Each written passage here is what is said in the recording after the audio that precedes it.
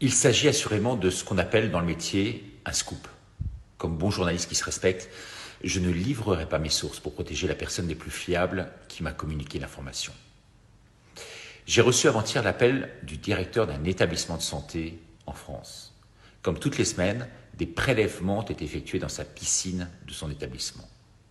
Mais depuis 3 semaines, des germes sont apparus lors des contrôles effectués par le laboratoire bactériologique régional des plus réputés.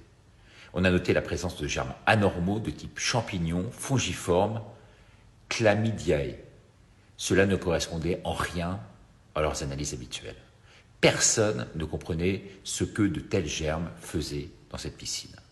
Ils se sont immédiatement tournés vers les masques susceptibles de véhiculer de telles saloperies. Ils ont donc prélevé sur un salarié un masque usagé qui, après analyse, disposait bien des mêmes germes.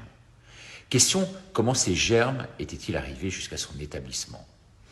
Alors le directeur de ce centre médical a ouvert un masque neuf, fourni par l'ARS, l'Agence régionale de santé. Il l'a fait analyser. Un masque sorti tout droit de son plastique.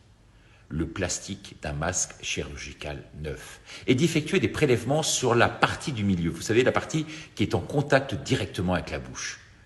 On y a retrouvé les mêmes germes dégueulasses, ragoûtants, ignobles. Regardez cette vue au microscope.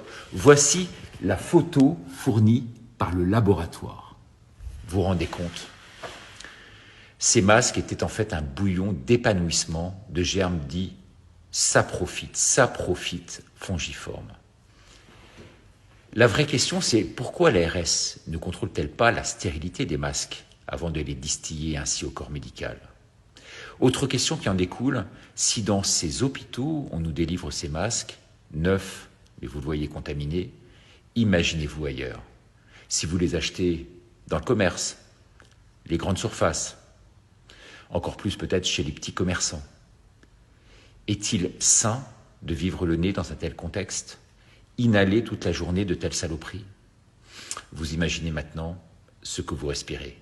En tout cas, vous le voyez très clairement. Et oui, 135 € de contravention si on ne porte pas de masque. Ces fameux masques. Et il faut en plus les coller les plus possible. Voyons. Elle n'est pas belle l'histoire? Partagez, rejoignez-moi sur ma plateforme, laminutedericardo.com, avant qu'il ne soit trop tard. Il n'est jamais trop tôt, il est toujours trop tard, me disait ma grand-mère.